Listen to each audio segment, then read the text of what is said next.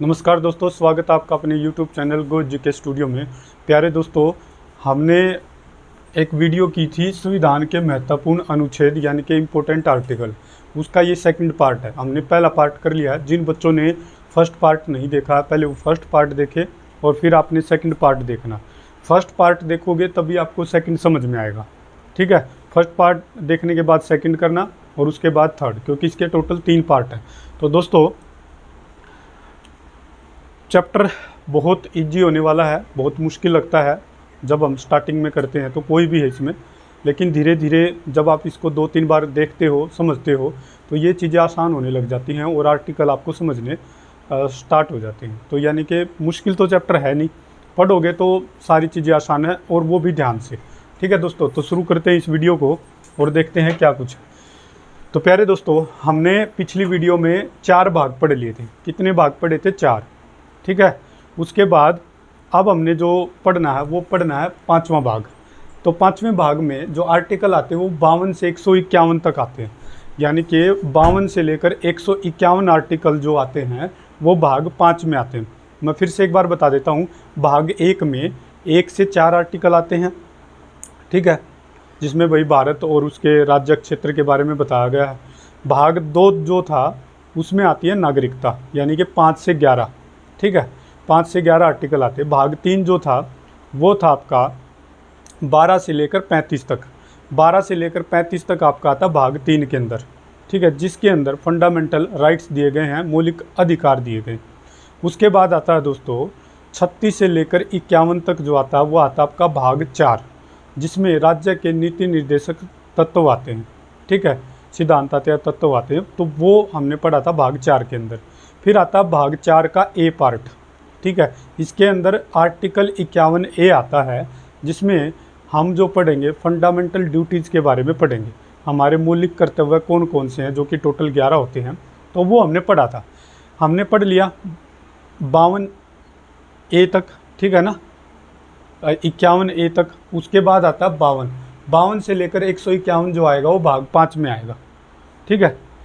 और ये आएंगे इसमें द यूनियन, संघ के बारे में पढ़ेंगे, जैसे प्रधानमंत्री, राष्ट्रपति, ठीक है, उपराष्ट्रपति, इसके बारे में हम पढ़ेंगे। संसद, तो ये जो चीज़ें हैं, लोकसभा, विधानसभा, तो ये सारी, लोकसभा और राज्यसभा, विधानसभा नहीं, तो ये सारी की सारी आएंगी हमारी संघ के अंदर, यूनियन के अंदर। तो इन चीज़ों के बारे में हम पढ़ेंगे दोस्तों। अब देखेंगे, अब इसमें से जो जो इम्पोर्टेंट है वो हमने पढ़ना है। 51A तक हमने पढ़ लिया था। अब हम देखेंगे आर्टिकल नंबर 52। प्यारे दोस्तों, एकदम ध्यान से आपको देखना है, बिल्कुल भी मुश्किल नहीं है। मैं जैसे जैसे बताऊंगा आपको वैसे ही एक दिमाग में इमेज बिठा लेनी है कि कैसे कुछ से हमने याद करना है। दोस्तों, जो जो मैं आपको कहूँगा वो आपको पहले याद करने। देखो, आपको याद रखना है कि जो राष्ट्रपति जो शुरुआत होती है ना राष्ट्रपति की, वो 52 से स्टार्ट होती है, ठीक है। तो दोस्तों, पहले तो आपको ये याद करना है 52, उसके बाद आपको 53 याद करना है, उसके बाद आपको 54 याद करना है, उसके बाद आपको ये 61वां याद करना है, और उसके बाद आपको दोस्तों 72वां याद करना। पहले ये 5 याद मैं आपको करवाऊंगा। उसके पीछे रीज़न क्या है, क्योंकि इन सभी में राष्ट्रपति आता है, तो वो आपने याद करने। अब देखो दोस्तों, तो 52 में तो आएगा, पहले राष्ट्रपति को पद दिया जाएगा कि भाई राष्ट्रपति का जो पद है वो कौन से आर्टिकल में आता है, आर्टिकल नंबर 52 में आता है, अनुच्छेद 52 में आता है। तो ये आपको ध्यान रखना है। पहले राष्ट्रपति का पद, फिर उसके शक्ति और कार्य 53 में, फिर उसका निर्वाचन। ध्यान से सुनो मैं क्या कह रहा हूँ। आर्टिकल जो 52 आता है उसमें राष्ट्रपति के पद के बारे में बताया गया है। आर्टिकल 53 में राष्ट्रपति के जितनी भी शक्ति और कार्य हैं उसके बारे में बताया गया है। आर्टिकल 54 में बताया गया है कि राष्ट्रपति का निर्वाचन, यानी कि जो उसको चुना जाएगा वो किस प्रकार से चुना जाएगा। तो राष्ट्रपति का जो निर्वाचन है वो आता है आर्टिकल नंबर किसमें, 54 में। फिर आता आर्टिकल नंबर 61। आपको फिर सीधे 61 याद करना, 63 64 नहीं, वो मैं बाद में करूँगा, ठीक है, सॉरी। आपने फिर 61 याद करना है। और 61 क्या बोलता है दोस्तों, कि राष्ट्रपति पर जो महाभियोग लगेगा, जब भी राष्ट्रपति जो भी संविधान में नियम बनाए गए, कानून बनाए गए, उनका उल्लंघन करता है, तो राष्ट्रपति पर महाभियोग लगता है, ठीक है। वो संसद के किसी भी एक सदन द्वारा लगाया जाता है, और फिर जब 2/3 बहुमत मतलब मिल जाता है और उस पर जो इल्ज़ाम लगाए गए थे वो सिद्ध हो जाते हैं तो राष्ट्रपति को हटा दिया जाता है। तो फिर आपने 61 याद करना, 54 के बाद 61, क्योंकि ये राष्ट्रपति की बात है। फिर उसके बाद आपने करना आर्टिकल नंबर 72, यानी कि किसी भी व्यक्ति को अगर कोई सज़ा मिली है तो वो उस सज़ा को कम करवाने के लिए, जैसे मान लो किसी को कैपिटल पुनिशमेंट यानी कि मृत्युदंड मिला है, तो वो उसके लिए याचिका लगा सकता है राष्ट्रपति के पास। फिर वो राष्ट्रपति की इच्छा होती है कि भाई वो उसको क्या करे, या तो अपने पास रख ले या जवाब दे, या भाई वो उसकी सज़ा को कम कर दे, या उसकी जो कैपिटल पुनिशमेंट मिली थी उसको सज़ा में बदल दे। तो इस तरह से राष्ट्रपति के पास कुछ शक्तियाँ होती हैं कि वो किसी को अगर किसी को कुछ सज़ा मिली है तो उसको कम कर सकता है, किसी को मौत की सज़ा मिली है तो उसको भी वो कम कर सकता है। तो ये राष्ट्रपति के पास होता है। तो ये होता है आर्टिकल नंबर 72 में राष्ट्रपति को समाधान की शक्ति है, यानी कि किसी भी व्यक्ति को राष्ट्रपति जो है, जब हम राष्ट्रपति के पास याचिका लगाएंगे तो वो हमें समाधान दे सकता है। ठीक है। तो दोस्तों आर्टिकल 52 में क्या, राष्ट्रपति का पद। आर्टिकल 53 में क्या आया, उसके शक्ति और कार्य, किसके, राष्ट्रपति के। 54 में क्या आया दोस्तों, 54 में आपने याद रखना है उसका निर्वाचन, राष्ट्रपति का निर्वाचन। उसके बाद आपने 61 को याद रखना है, राष्ट्रपति पर महाभियोग। ठीक, महाभियोग का मतलब क्या है दोस्तों, कि जब भी राष्ट्रपति संविधान का या कानून का उल्लंघन करेगा, कोई गलत कार्य करेगा, तो उस पर महाभियोग लगाया जाएगा संसद के किसी भी सदन द्वारा, चाहे वो लोकसभा द्वारा या राज्यसभा द्वारा लगाया जाएगा। फिर वो लिखित में देंगे, 1/4 लिखित में देंगे। ठीक है। फिर वो पारित होगा, फिर उसमें 2/3 बहुमत देखा जाएगा। अगर जो उसके ऊपर इल्ज़ाम लगाए गए हैं तो फिर राष्ट्रपति को हटा दिया जाएगा। ठीक है। तो ये है राष्ट्रपति पर महाभियोग लगाने की प्रक्रिया। जब हम राष्ट्रपति चैप्टर को पढ़ेंगे ध्यान से पूरा डिटेल में, तब वहाँ पर इसके बारे में पूरी जानकारी मैं आपको दूंगा। तो दोस्तों 4 तो ये हो गए। 5वां है समाधान की शक्ति। राष्ट्रपति के पास ऐसी शक्ति है कि वो किसी भी मुजरिम को जो सज़ा उसको मिली हुई है वो उसको कम कर सकता है। मान लो किसी भी मुजरिम को भाई कैपिटल पुनिशमेंट, मौत की सज़ा मिली है कि भाई इसको फांसी दी जाएगी, तो वो फांसी की सज़ा को क्या कर सकता है, वो उसको सज़ा में बदल सकता है कि भाई इसकी फांसी की सज़ा को रोक दिया जाए और उसकी जगह 20 या 30 साल की सज़ा दे दी जाए। तो मतलब इस तरह से वो कर सकता है। किसी को 10 साल की कठोर कारावास की सज़ा मिली है तो उसको वो क्या कर सकता है, 5 साल की कर सकता है, या उसको कठोर से मतलब नॉर्मल कर सकता है। तो ये शक्तियाँ राष्ट्रपति के पास होती हैं। ठीक है। लेकिन हम कोई भी याचिका राष्ट्रपति के पास केवल एक बार लगा सकते हैं, केवल एक बार। अगर उसने मतलब उसका जवाब नहीं दिया या फिर वो जवाब दे देता है, मतलब उसकी खारिज कर देता है, तो हम दूसरी बार राष्ट्रपति के पास याचिका नहीं लगा सकते। तो दोस्तों ये थी राष्ट्रपति के बारे में बातें। तो 52 में राष्ट्रपति का पद है, 53 में राष्ट्रपति की शक्ति और कार्य हैं, 54 में राष्ट्रपति का चुनाव है, और आपने देखना 61 में राष्ट्रपति पर महाभियोग है। राष्ट्रपति पर महाभियोग लगा के हम उसको क्या कर सकते हैं, हटा सकते हैं। और 72 में राष्ट्रपति को समाधान की शक्ति है। तो ये 5 आपको याद रखने हैं। ये क्वेश्चन राष्ट्रपति से रिलेटेड हर परीक्षा में क्वेश्चन आता ही आता है। 52, 53, 54, 61, 72 ये याद कर लो। 52, 53, 54, 61 और 72 ये याद करने आपने। उसके बाद आ जाओ दोस्तों 63 और 64 में आपको क्या करना है, उपराष्ट्रपति का पद है। 63 में क्या है, ये दोनों एक साथ याद रखोगे। जैसे आपने ये 5 एक साथ याद रखे ना, वैसे ही आप इन दोनों को एक साथ याद करोगे। आपको याद आना चाहिए उपराष्ट्रपति आते ही 63 और 64 है। उपराष्ट्रपति का जो पद होगा वो आर्टिकल 63 में दिखाया गया है, यानी कि उसके बारे में जितनी भी बातें हैं वो आर्टिकल 63 के अंदर है। दोस्तों अब उपराष्ट्रपति की बात हो रही, सॉरी, उपराष्ट्रपति का जो पद है वो 63 में आएगा। उपराष्ट्रपति का राज्यसभा में सभापति के रूप में कार्य, जब आपसे पूछा जाए भाई राज्यसभा में जो सभापति के रूप में कार्य जो कर सकता है वो कौन कर सकता है, उपराष्ट्रपति कर सकता है। दोस्तों उपराष्ट्रपति को कोई भी, उपराष्ट्रपति के पद पर रहने के लिए कोई भी मतलब उसको पैसा नहीं मिलता है। ठीक है। इसको जो पैसा मिलता है, जैसे आपको पता राष्ट्रपति के लिए तो भाई 5 लाख इनकम, 5 लाख रुपए सैलरी है, तो उपराष्ट्रपति के लिए कुछ भी सैलरी नहीं है। लेकिन जब वो राज्यसभा में सभापति के रूप में कार्य करता है तो उसको उसकी सैलरी जरूर मिलती है। तो आपको ध्यान रखना दोस्तों, उपराष्ट्रपति का राज्यसभा में सभापति के रूप में कार्य, तो ये ध्यान रखना है। ये बहुत ज़्यादा बार पूछा जाता। 64, 63 उपराष्ट्रपति का पद, और उपराष्ट्रपति जब राज्यसभा में सभापति के रूप में कार्य करता है तो उसके बारे में जो उल्लेख है वो है 64 में। कौन से में है, 64 में। तो दोस्तों आई होप आपको ये याद हो गया हो। अब दोस्तों आगे हम इन तीनों को ना, इन दोनों को एक साथ करेंगे। अब इन दोनों का एक साथ संबंध है 74 और 75 को, ठीक है। 75 तो याद कर लो भाई, 75 है प्रधानमंत्री की नियुक्ति, ठीक है। प्रधानमंत्री की नियुक्ति जो कि राष्ट्रपति के द्वारा होती है दोस्तों, वह आपने ध्यान रखना है। और प्रधानमंत्री की नियुक्ति जो होती है वो किसके द्वारा की जाती है? राष्ट्रपति के द्वारा। अब देखो ये मंत्रिमंडल क्या होता है, ध्यान से सुनो। राष्ट्रपति जो है वो राष्ट्रपति को किसी भी चीज़ के लिए सलाह लेने के लिए या कोई भी कार्य करने के लिए एक मंत्रिमंडल की स्थापना की जाती है, ठीक भाई। कोई भी राष्ट्रपति को जो सलाह देगा किसी भी कार्य को करने के लिए, और उस मंत्रिमंडल का जो प्रधान होगा वो कौन होगा? प्रधानमंत्री होगा। ध्यान से सुनो मैं क्या कर रहा हूँ दोस्तों। राष्ट्रपति जो है ना, कोई भी कार्य करेगा तो उससे पहले वो सलाह लेता है। किससे लेता? मंत्रियों से सलाह लेता, मंत्रिमंडल से सलाह लेता है। और इस मंत्रिमंडल का जो प्रधानमंत्री होता है, प्रधान होता है, वो प्रधानमंत्री होता है। यानी कि इसका जो मुखिया होता है ना मंत्रिमंडल का, वो प्रधानमंत्री होता है। यानी कि राष्ट्रपति कोई भी जो कार्य करेगा या नियुक्ति करेगा, जैसे मैं क्या कह रहा हूँ, प्रधानमंत्री की नियुक्ति कौन करता है? राष्ट्रपति करता है। लेकिन प्रधानमंत्री के अलावा जो भी राष्ट्रपति नियुक्तियाँ करेगा वो प्रधानमंत्री की सलाह पे करेगा, यानी कि मंत्रिमंडल की सलाह लेके करेगा। तो प्यारे दोस्तों मैं क्या कहना चाहता हूँ कि राष्ट्रपति जब भी कार्य करता है तो उस कार्य को करने के लिए वो सलाह लेता है। उसके लिए एक मंत्रिमंडल की स्थापना की गई है, और वो मंत्रिमंडल आता है आर्टिकल नंबर 74 में, ठीक है।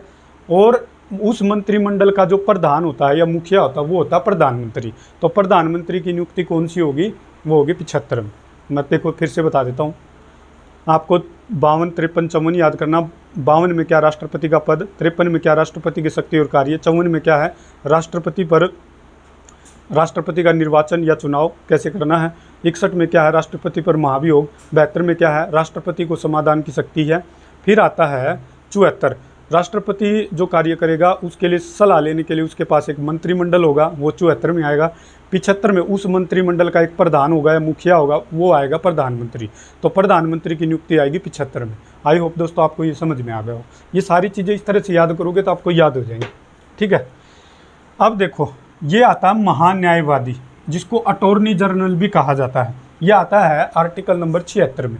एक यहाँ महान्यायवादी होता है, एक यहाँ पर महाधिवक्ता होता है। इसमें हम लोग कंफ्यूज होते हैं दोस्तों। ये केंद्र सरकार यानी कि जो भारतीय सरकार होती है उसका कानून, सबसे बड़ा कानून अधिकारी होता है। ये सबसे बड़ा कानून अधिकारी होता है कौन से का? सरकार का। तो भारतीय सरकार का सबसे बड़ा कानून अधिकारी जो होता है वो होता है महान्यायवादी, ठीक है। महान्यायवादी, अटॉर्नी जनरल भी जिसको कहा जाता है, ठीक है। तो आपको ध्यान रखना है महान्यायवादी कौन होता है। ये भारतीय सरकार का सबसे बड़ा विधि या कानून अधिकारी होता है, ठीक है। कानून अधिकारी होता है जिसको महान्यायवादी बोलते हैं। और ये अटॉर्नी जनरल के नाम से भी जाना जाता है दोस्तों। ये आएगा 76 के अंदर। किसके अंदर आएगा? 76 के अंदर। 74, 75, 76। अब दोस्तों और इसकी जो नियुक्ति करेगा दोस्तों वो राष्ट्रपति करेगा। कौन करेगा इसकी नियुक्ति? कौन करेगा? राष्ट्रपति नियुक्ति करेगा इसकी, राष्ट्रपति। तो आपसे क्वेश्चन पूछा जा सकता है। तो महान्यायवादी की जो नियुक्ति कौन करता है? वो राष्ट्रपति करता है दोस्तों, ठीक है। ये मैं इसके बारे में और बता देता हूँ। महाधिवक्ता क्या होता है? ये होता है राज्य सरकार का कानून अधिकारी, सबसे बड़ा कानून अधिकारी या विधि अधिकारी। विधि का मतलब होता है कानून। तो राज्य सरकार का सबसे बड़ा विधि या कानून अधिकारी होता है, जो न्यायालयों के साथ साथ राज्य सरकार को भी सलाह देने का काम करता है। और इसको हम बोलते हैं एडवोकेट जनरल। इसको क्या बोलते हैं? एडवोकेट जनरल भी बोलते हैं इंग्लिश में, ठीक है। तो एडवोकेट जनरल आ जाए, महाधिवक्ता आ जाए तो वो आपको कंफ्यूजन हो। इसकी नियुक्ति कौन करता है? इसकी नियुक्ति करता है राज्यपाल। इसकी नियुक्ति कौन करता है? राज्यपाल करता है। इसकी जो नियुक्ति करता है दोस्तों वो करता है राज्यपाल, ठीक है दोस्तों। ये आपको, आई होप आपको ये समझ में आ गया होगा। अब आपको ये चारों एक साथ याद करने। कौन से? ये चारों एक साथ याद करने। देखो जोड़ा लेके याद करो जो आसानी से याद हो सकते हैं। जैसे यहाँ देखो 52, 53, 54 को याद करना आसान है, ठीक है। राष्ट्रपति के एक साथ उठा लिए, प्रधानमंत्री के एक साथ उठा लिए। ऐसे क्या होता है कि एक इमेज सी बन जाती है, उससे याद करना बहुत आसान होता है। अब आपको 79, 80, 81 और 85 को आपको एक साथ याद करना। दोस्तों देखो हमारे, आपको पता है ना, संसद आपको पता है कि भारत की संसद क्या है, संसद ही है, ठीक है। तो संसद के 3 पार्ट होते हैं। एक तो होती है राज्यसभा, जो कि उच्च सदन होता है। संसद का उच्च सदन कौन सी होती है? राज्यसभा होती है। एक होता है लोकसभा, जो कि संसद का निम्न सदन होती है। और एक तीसरा पार्ट होता है राष्ट्रपति, ठीक है। तो संसद का ही पार्ट है दोस्तों राष्ट्रपति, क्योंकि संसद जो है ना वो 3 चीज़ों से मिलकर बनी है, लोकसभा, राज्यसभा और राष्ट्रपति। ये तीनों मिलकर किसका निर्माण करते हैं? संसद का निर्माण करते हैं। तो आपको ये पता होना चाहिए दोस्तों। संसद जो आती है वो आती है आपकी आर्टिकल 79 में। किस में आती है? आर्टिकल 79। उसके बाद आपकी जो राज्यसभा आती है वो आती है, राज्यसभा का जो भी गठन होगा उसके कार्य जो भी आते हैं वो आएंगे 80 में। और ये संसद का उच्च सदन होता है। कौन? राज्यसभा। उसके बाद जो लोकसभा होती है, जो संसद का निम्न सदन है, वो आती है आर्टिकल नंबर 81 में। और उसके बाद ये तो राज्यसभा का गठन है, लोकसभा का गठन है 81 में। 85 में आओगे तो उसका विघटन भी हो सकता है। देखो दोस्तों, संसद है, संसद का ही पार्ट है ना राज्यसभा, तो ये तो है संसद का उच्च सदन, और ये है दोस्तों निम्न सदन। इसको स्थायी सदन बोल देते हैं, इसको अस्थायी सदन बोल देते हैं दोस्तों, ठीक है। तो संसद का ही पार्ट होते हैं राज्यसभा, लोकसभा और राष्ट्रपति, ठीक है। तो राज्यसभा को बोला जाता है उच्च सदन। संसद का उच्च सदन कौन सा है? राज्यसभा। निम्न सदन कौन सा है दोस्तों? लोकसभा है, ठीक है। और तीसरा पार्ट राष्ट्रपति है दोस्तों। 79 में संसद, 80 में राज्यसभा का गठन, 81 में लोकसभा का गठन। तो आपको ये तीनों चारों एक साथ याद करने। लोकसभा का गठन होगा, फिर लोकसभा का विघटन, यानी कि लोकसभा को कैसे भंग किया जा सकता है, तो उस तरह से, या विघटन उसको कैसे तोड़ा जा सकता है, तो वो 85 में आएगा। तो आपको कौन से याद रखने साथ? 79, 80, 81 और 85, ये चारों एक साथ याद करने। इससे क्या होगा कि आपको ये आसानी से याद आ जाएंगे। भाई 79 में पहले संसद थी, फिर संसद का ऊपर था 80 में, 79 में तो संसद, फिर आएगा उसका पहला पार्ट यानी कि राज्यसभा जो 80 में आएगा, फिर आएगा उसका लोकसभा 81 में, और फिर लोकसभा का विघटन आएगा। इनमें गठन है, उसमें विघटन है 85 में। तो ये आपको ऐसे याद करने हैं दोस्तों। आई होप आपको ये याद हो गए हों, ठीक है। कोई मुश्किल नहीं है दोस्तों, सारे के सारे आसान हैं। एक बार देखोगे सारे के सारे आपको आसान लगेंगे। आगे देखेंगे 108 में संसद का संयुक्त अधिवेशन। राष्ट्रपति संसद का संयुक्त अधिवेशन बुला सकता है, और वो आर्टिकल नंबर 108 में आएगा। किस में आएगा? आर्टिकल नंबर 108 में। तो संसद का संयुक्त अधिवेशन किस में आएगा? तो आपसे पूछा जाएगा कि भाई संसद का संयुक्त अधिवेशन जो है वो आर्टिकल 108 के अंदर आएगा। ये बहुत बार पूछा जाता है दोस्तों, बहुत बार। ये मैंने सारे ही इम्पोर्टेंट लिखे हैं, सारे ही। तो जब भी पूछा जाए संसद का संयुक्त अधिवेशन कब बुलाया जाता है, तो कौन से आर्टिकल के अंडर आता है, तो वो आता है आर्टिकल 108। 108 में आपको याद रखना, 108 आएगा संसद का संयुक्त अधिवेशन। उसके बाद देखो दोस्तों 110 में क्या आएगा? ये तीनों आपको एक साथ याद करने हैं, 10, 12 और 17। 10, 12 और 17 आप एक साथ याद रखोगे। 10, 12 और 17 एक साथ याद रखोगे आप। 10 में क्या आएगा दोस्तों? धन विधेयक। धन विधेयक का जिक्र कौन से आर्टिकल में किया गया? आर्टिकल 110 में गया, ठीक है। बजट में आएगा 112। 112 रुपये का बजट बनाया, बस ऐसे याद कर लो। 110 रुपये धन फूक दिया, 112 का बजट बनाया था, ठीक है। 110 रुपये फूक दिए, मतलब ऐसे याद कर लेना। धन 110 रुपये का धन फूक दिया, और 112 रुपये का बजट बनाया था हमने, उसमें से 110 हमने धन फूक दिया। अब आ जाए वित्त विधेयक। ये तीन एक साथ याद करोगे, धन विधेयक, बजट, वित्त विधेयक। एक तरह से ना ये 110, 112, 117 ये तीनों के तीनों पैसे से रिलेटेड दिख रहे हैं। भाई धन में पैसा ही, बजट में भी पैसे की बात होती है, लगभग कितना खर्चा हो रहा है। वित्त विधेयक भी, ये भी एक तरह से वही है। तो हम कह सकते हैं दोस्तों 110, 112 और 117 को आपने एक साथ याद रखना। 110 में आएगा धन विधेयक, 112 में जो आपका आएगा बजट आएगा, ठीक है, और 117 में आएगा दोस्तों आपका वित्त विधेयक आएगा। वो आपने याद रखना दोस्तों। और एक और याद रखना आपने दोस्तों, अनुच्छेद 124, ये आपको अलग से याद रखना है। सर्वोच्च न्यायालय का गठन जो होता है वो आर्टिकल 124 के तहत किया जाता है, ठीक है। सर्वोच्च न्यायालय का जो गठन होता है वो आर्टिकल 124 के अंतर्गत आएगा। तो किसके अंतर्गत आएगा दोस्तों? आर्टिकल नंबर 124 के तहत आएगा। तो आर्टिकल 124 क्या कहता है, सर्वोच्च न्यायालय का गठन जो है वो आर्टिकल 124 के तहत आएगा। 124 1 to 4 सर्वोच्च न्यायालय, ऐसे याद कर लो 1 to 4 सर्वोच्च न्यायालय, ठीक है, जैसे भी आपको याद हो जाए, ठीक है।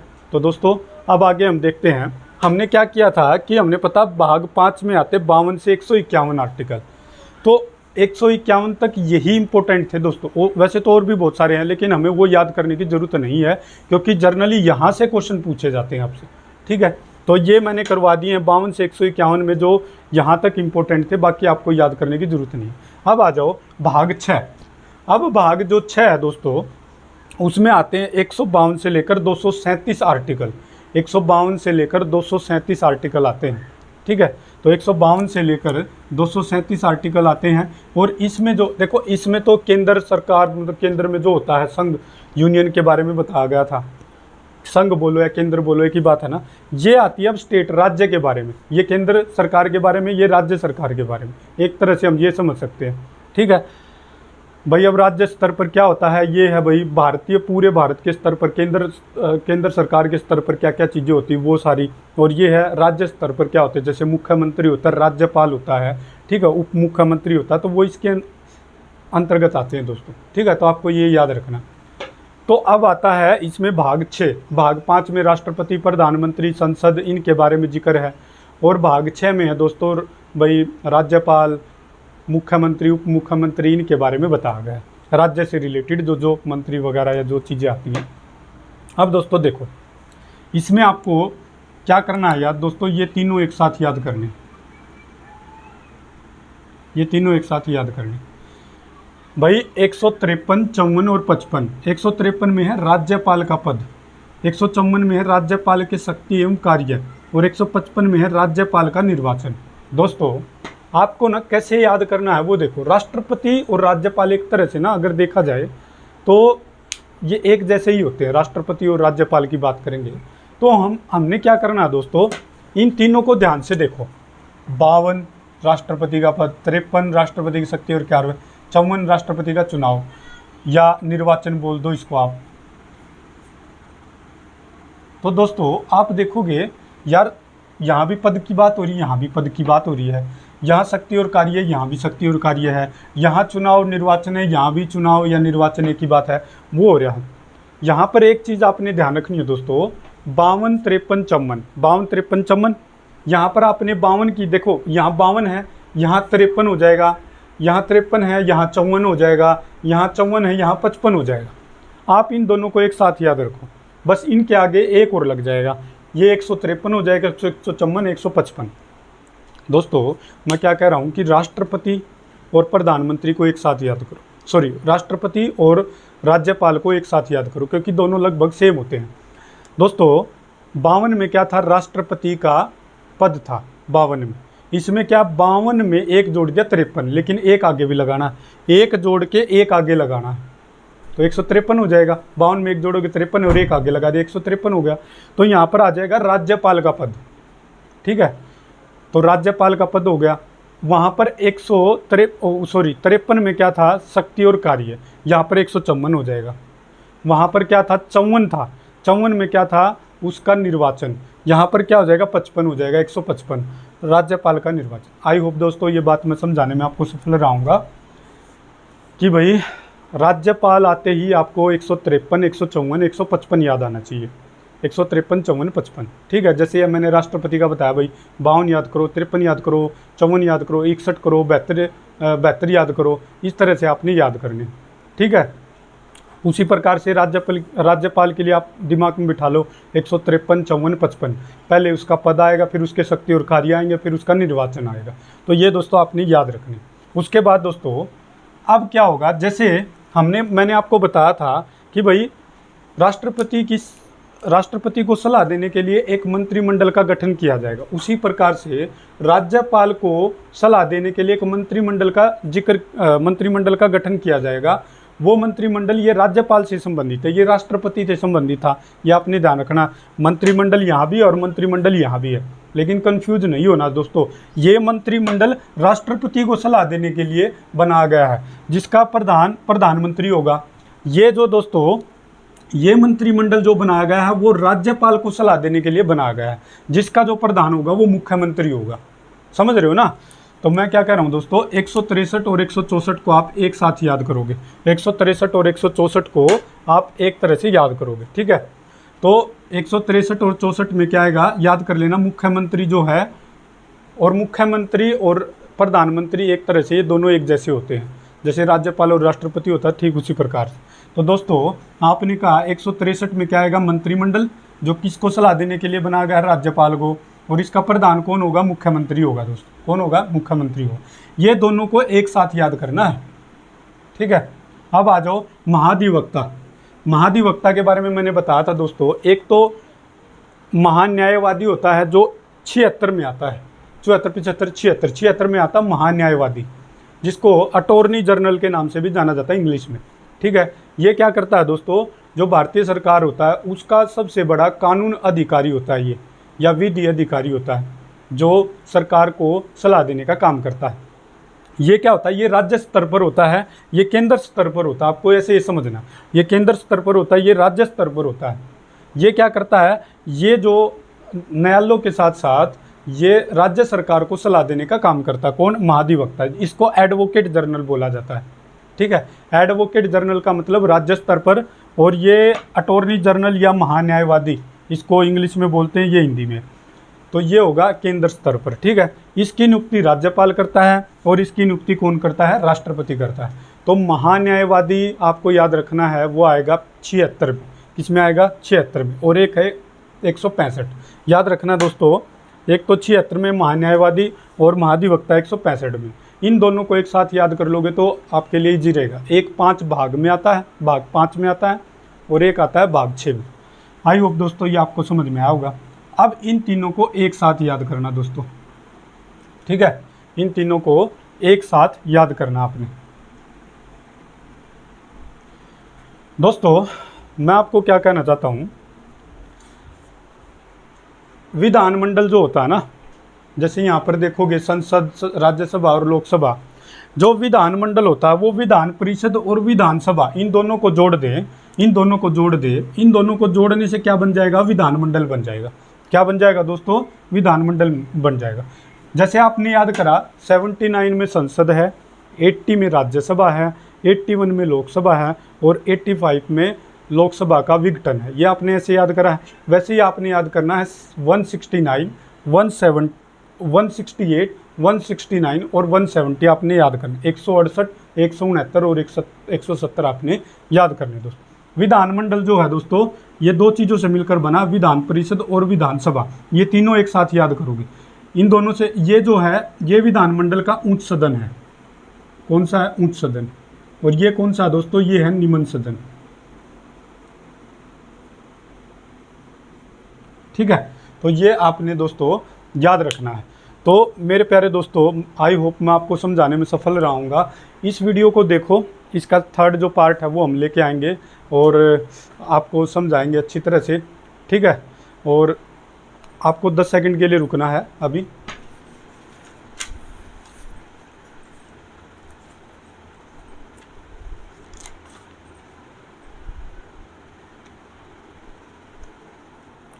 तो दोस्तों आई होप मैं ये सारी चीज़ें आपको समझाने में सफल रहूँगा। तो ये सेकंड पार्ट यहीं पे ख़त्म होता है। इसके बाद हम थर्ड पार्ट लेके आएंगे, ठीक है। और वो थर्ड पार्ट भी आपको देखना। उसके बाद आपका जो आर्टिकल है वो आपके सारे ख़त्म हो जाएंगे।